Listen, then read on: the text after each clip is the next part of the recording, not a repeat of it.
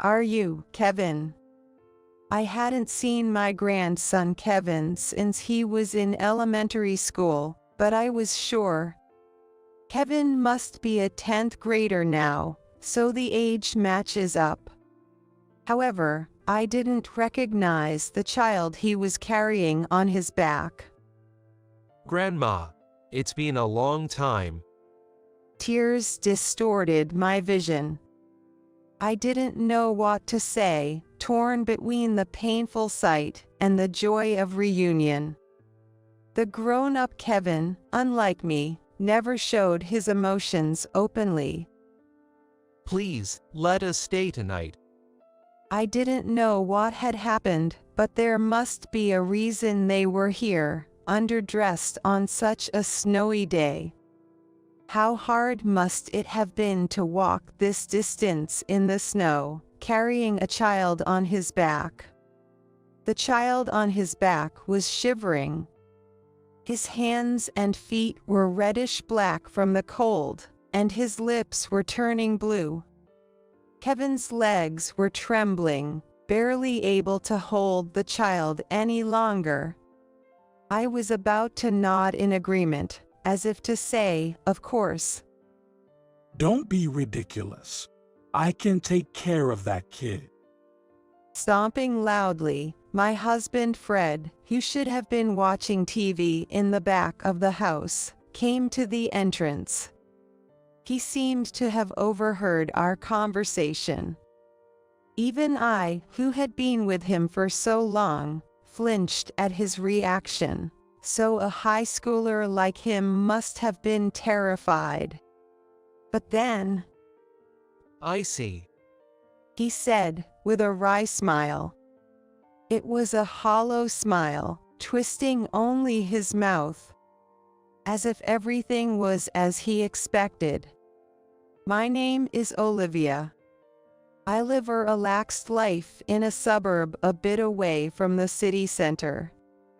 I'm in my late 60s now, and since my husband Fred has retired, we're living on our pension.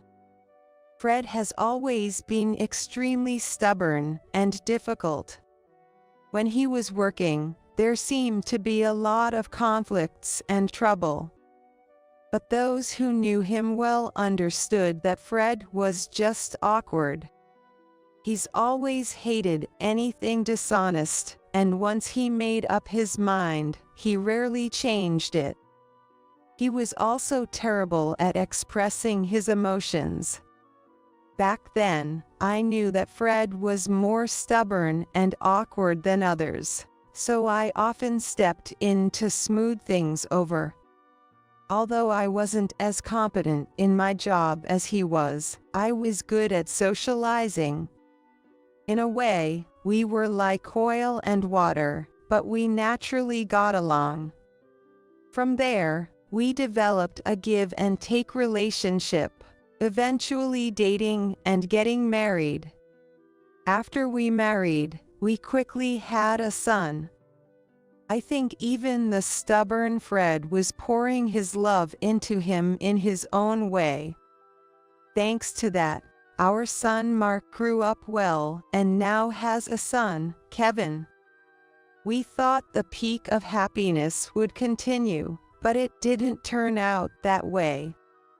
We've become estranged from Mark since a few years ago. A big fight between Fred and Mark was the start of the rift. I would usually stay neutral, but this time I had to side with Fred, so I haven't seen my son for years. That's also why I haven't been able to see Kevin. I dearly miss him, my first grandchild, but there's probably nothing I can do. All this is probably because of Mark's married life. Mark had been dating a girl named Anna since his student days. Anna lived nearby, and our families were close, so Fred and I truly blessed their marriage. I remember Fred's face brightening up like a different person when Kevin was born, lifting his grandson in his arms. I think it was around the time Kevin started elementary school that Anna began talking to us about Mark frequently. Mark's been coming home late. He's often working overtime and on weekends. I was struck by Anna's genuine concern for Mark. With a young child at home, Mark's overtime and weekend work must have been incredibly stressful for her. My husband was a workaholic too, and it was terribly hard. That's why I could deeply understand Anna's feelings. I also reached out to Mark several times. My concern for Mark was no different. Working too hard can break you physically, and if the company is that bad, considering reporting to the appropriate authorities should be on the table. That's what I advised. Before I finished speaking, Mark sighed dramatically and shouted, "Times have changed since you and Dad's days. Don't interfere. I'm doing things my way." From his tone, I realized the company wasn't forcing the overtime and weekend work on him. What was going on? He used to complain about our father always working when he was young. He never seemed that work-driven, seeing work merely as a means to earn money and live. Anna knew this well, which is probably why she confided in me. My concern turned into suspicion from that day on. Sure enough, my unease grew over time. Then, soon after, I received shocking news. Anna died. Tearful calls from Anna's parents reached me, informing me of the tragic news. Anna was hit by a truck while wandering aimlessly on the highway. She was walking in a non-pedestrian area at night, unnoticed by the truck driver. Anna was serious and gentle, so she wouldn't recklessly cross a highway. At least, that's what I think. I later learned that she had been absent-minded for some time before the accident. Her parents mentioned receiving distressing calls from her, occasionally sounding like screams. Hearing this, my blood ran cold. It was said that Mark was having an affair. Anna was aware that the other woman was Molly, an office worker at Mark's workplace. Why she was in such a dangerous place remains unclear. However, Anna's parents believed that the shock of Mark's affair drove her to neurosis. After ending the call, I remained stunned for a while. Receiving a message from Fred about heading to the hospital, I finally snapped back to reality. By the time I arrived, Fred, who had left work early, was already at the hospital. At the hospital, there were only Anna's parents and Kevin, who was being embraced by them. Of course, the notification of the accident was first sent to Mark, her husband, but it was said that there was no contact from him. Then the message reached Anna's parents, and finally, at the very end, it seems they managed to get in touch with Mark. Even though Mark's office was much closer to the hospital than our house, he was the last to arrive. Without any sign of hurry or panic. What have you been doing? Fred exploded at Mark after hearing about the affair and other circumstances. I had never seen him so furious. Yet, Mark was defiant. I cheated. But Anna's death was an accident, right? It's not my fault. If anything, it's because of Anna. He blamed the root cause on Anna not paying attention to him after Kevin was born. Once a child is born, parenting becomes the priority. But for Mark, the only son and always the priority at home, he couldn't accept that someone else was being prioritized, even if it was his own son. That's why he couldn't prioritize his son in his life, leading Kevin not to be very attached to him. This vicious cycle made him feel like he had no place at home. In front of the late Anna, Mark yelled that her neurosis was her own fault. At his irresponsible words, Anna's parents broke down in tears, and Fred was almost at the point of hitting him. I could only calm them down and soothe Kevin, who started crying even harder at the sight of the adult's behavior. In that moment, seeing my son's state and feeling powerless, I was overwhelmed with a sense of inadequacy. Thus, a definitive rift formed between us and Mark. We insisted that either Anna's parents or we should take Kevin in, but Mark was unyielding.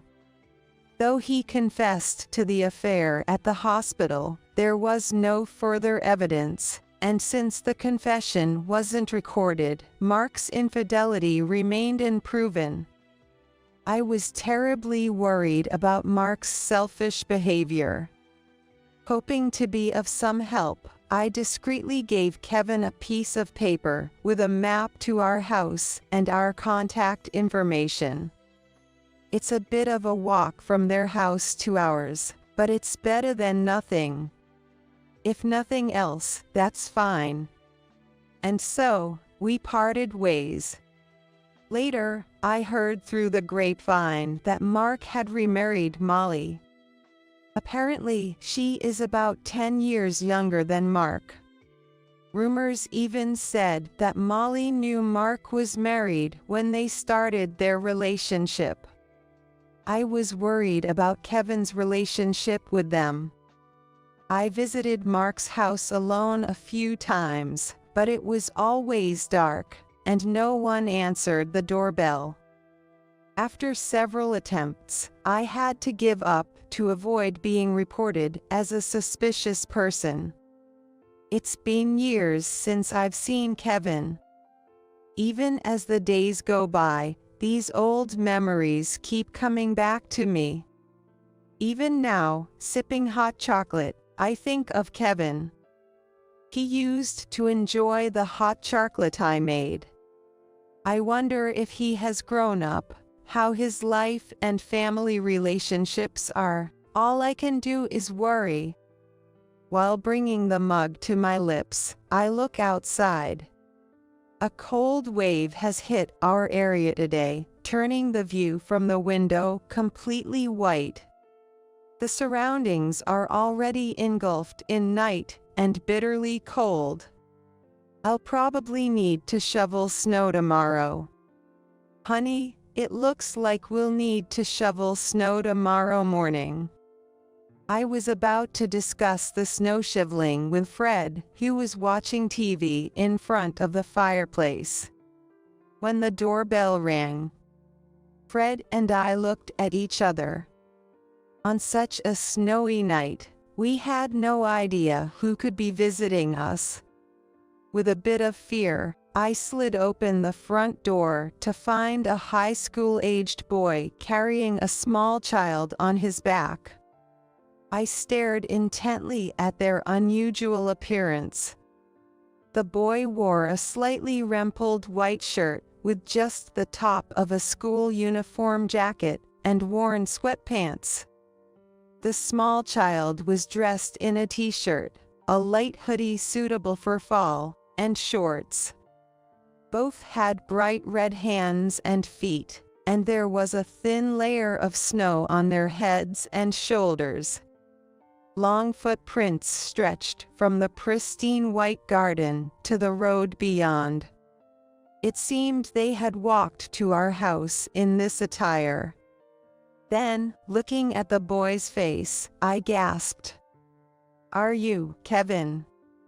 I hadn't seen Kevin since he was in elementary school, but I was certain. The corners of his eyes drooped like Anna's, and his nose was just like Mark's. Kevin should be a 10th grader now, so the age was right. However, I didn't recognize the child he was carrying. Grandma, long time no see. Indeed, the high school-aged boy was Kevin. Tears blurred my vision. I didn't know what to say, torn between the painful sight and the joy of reunion. The grown-up Kevin, unlike me, never showed his emotions openly. Please, let us stay for the night. I didn't know what had happened, but there must be a reason they were here in such light clothing on a snowy day. They must have come all this way relying only on the address note I gave Kevin when he was little. It must have been difficult to walk this distance in the snow, carrying a child on his back. I was about to nod as if to say, of course. Are you kidding me? I can take care of that kid. Fred, who was supposed to be watching TV in the back of the house, came to the entrance with loud footsteps. It seemed he had overheard our conversation. Seeing him get angry after such a long time made me freeze. Even I, who had been with him so long, was scared, so the high school boy must have been terrified. Worried, I looked at Kevin and the child. But Kevin, unfazed by Fred's demeanor, looked down and muttered softly. I guess so. He said, and then smirked. It was a hollow smile, twisting only his mouth, as if everything was as he expected. I felt anger towards Fred for causing such an expression on his grandson's face. No matter how stubborn and unforgiving he was, this was no way to treat his own grandson, who was innocent and once beloved. As I was about to protest, the child on Kevin's back said, "I'm cold," shivering. His hands and feet turned even redder, and his lips grew more purplish. Kevin's legs were trembling, struggling to hold the child any longer. Fred glared at the child on Kevin's back. We need to go to the hospital first. If you're not going, I'll drive. What? Oh. Then, with wide eyes, Fred silently grabbed the car keys and quickly headed to the garage. Though his words were harsh, it turned out that Fred was indeed worried about Kevin and the child. He always lacks the right words, saying he can't take care of that kid. He meant that we couldn't properly care for the severely exhausted child at home. That's just the kind of person my husband was. Only then, through my tears, did I notice Fred's urgency. Following his words, I urged Kevin to the garage. You did well to get here. We're going to the hospital, so you can relax now. I can carry the child for you. No, it's okay. Kevin looked surprised and then confused. He readjusted the child on his back and walked to the garage as prompted. Kevin seemed to have grown into a very responsible person. Always worried about the child, putting himself last. Even though he was shivering from severe frostbite. Reassuring him was my role in the car. Soon after, we found a hospital open at night, and Kevin and the little child were quickly seen by a doctor. The doctor said they were suffering from frostbite and malnutrition. Fortunately, because we brought them to the hospital immediately, their lives were not in danger. I was relieved. While Kevin and the child were treated in the warm hospital, Fred was not his usual self. He listened intently to the doctor, held their hands to comfort them, and visibly worried. Where had his usual stern face gone? While glancing at him, I waited for Kevin and the child to recover. A few hours later, after they received IV treatment, we were able to head home before dawn. In the car on the way back, I asked Kevin about the small child he was carrying. In the hospital, I had asked Kevin to fill out the forms, and he had written the name Luke in the child's name field. Luke is 5 years old. As expected, Kevin confirmed that Luke is his half-brother, which means he's another grandchild for Fred and me. Tentatively, I asked about their life at home, already hinted at by their scant clothing in winter. Indeed, Kevin said Molly, the new wife, was cold to him because he was from Mark's previous marriage. He was always verbally abused and discriminated against in daily life, including meals. He didn't even receive new clothes, and his school uniform was the warmest clothing he had. Mark, his biological father, showed no interest in Kevin, mostly ignoring whatever Molly did to him. Luke, the child of Mark and Molly, was cherished by them as a baby. But they gradually stopped caring. Probably became too much of a bother. They began to shift their responsibility of looking after Luke onto Kevin. They were always self-centered, unable to prioritize their children. Fortunately, Kevin, much older than Luke, cared deeply for him, likely taking care of Luke since his middle school days. It pained me to think that, despite being a teenager who needed care himself, Kevin had to tend to Luke. His earnest care was evident in how closely Luke clung to him. During the drive, Luke, unaccustomed to the car or perhaps the situation, didn't speak a word. Clinging tightly to Kevin, a clear sign of their bond, I finally asked why they had come to our distant home in the dead of winter.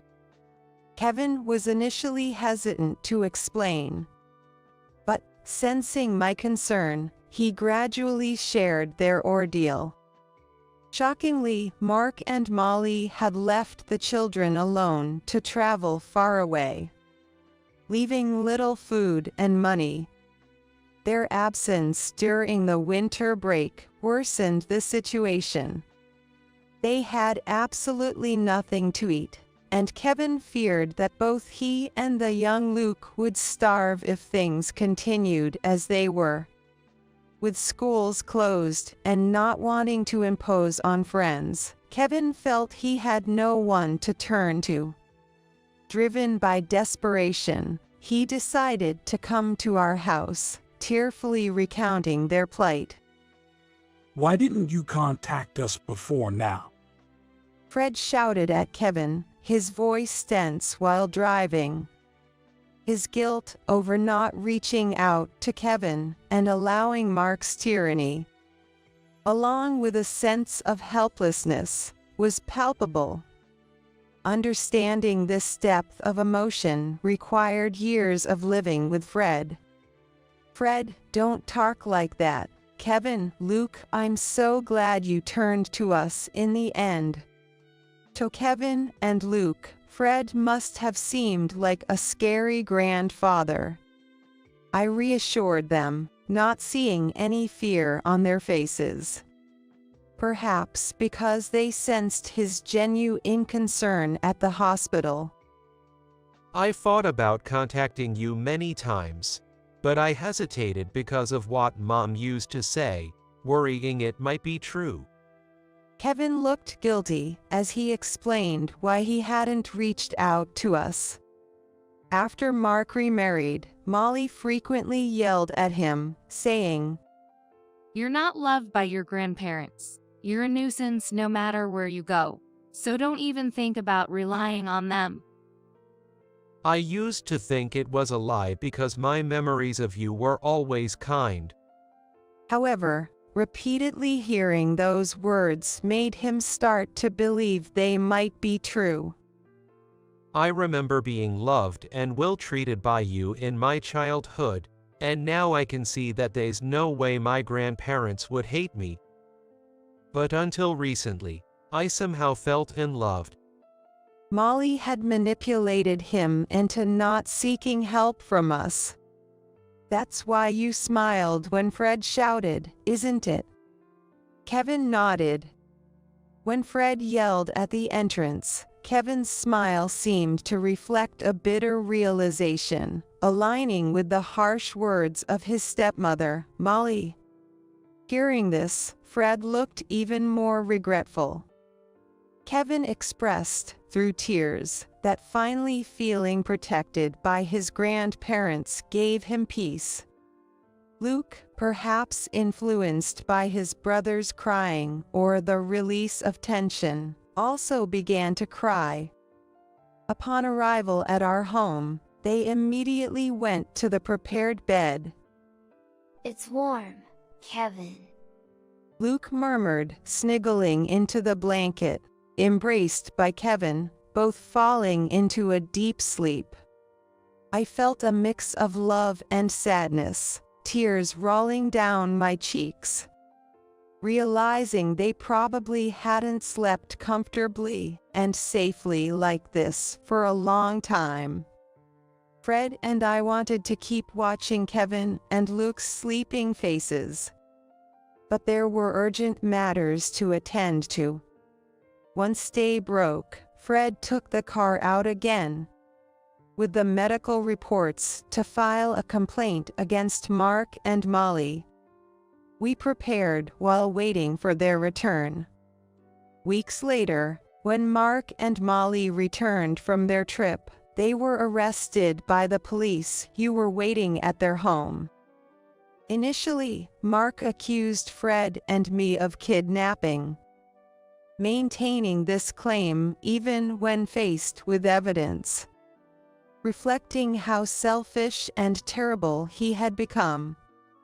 At the trial, the face of Mark, whom I hadn't seen in a long time, had become even more severe than when we last parted.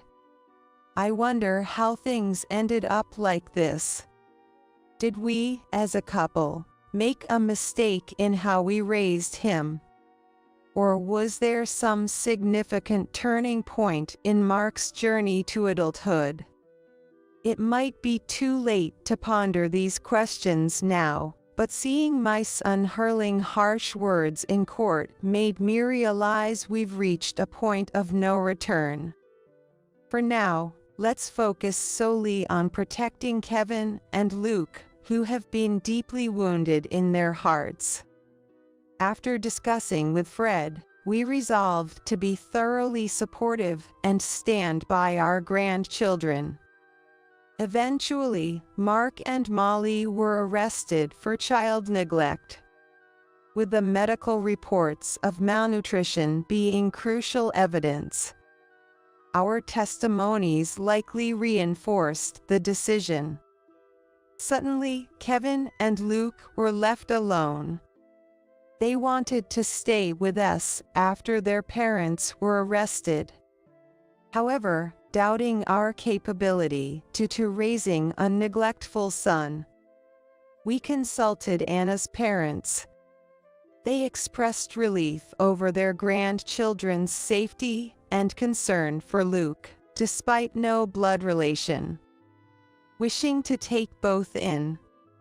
However, they expressed regret that it would be difficult for them to take in Luke, as there was no blood relation. They mentioned it would be cruel to separate the brothers, and therefore our home, where the siblings could stay together, was the best option. They also promised that they would help each other going forward. Moved by their kindness despite the wrongs Mark did to their daughter Anna, I found myself easily moved to tears. Hence, Kevin and Luke ended up in our care. Holding their hands, promising a shared life ahead, they showed bright, blossoming smiles. Initially reserved like shy cats in their new home, they soon warmed up to us. Kevin often helps out around the house. Despite the heavy snowfall this year, he has been eager to help with shoveling the snow. Young Luke, imitating what he sees, also goes outside with a shovel in hand. Luke, perhaps in the phase of wanting to imitate everything, copies everything his brother does. Fred, while grumbling, taught them how to shovel snow. Evidently delighted by their reliance on him. Can't you guys even do this? Absolutely hopeless. Fred grumbled with a stern face, his usual way of scolding. However, Kevin and Luke seemed to understand that it was just his way of hiding his embarrassment, and they would just smile and let it roll off their backs. We'll get better than Grandpa soon, right, Kevin? Yeah, maybe we'll surpass him by tomorrow. Though my husband continues to be difficult, Kevin and Luke are growing fond of him, embracing his gruffness as part of their affection for their grandfather. I watch their endearing interactions as I prepared a day's meal. Dinner's ready, let's take a break. I call out loudly, and the three of them walk towards me, laughing together. What blissful days these are! Winter is nearing its end, and the season of budding flowers approach us. Warm moments are passing among the four of us.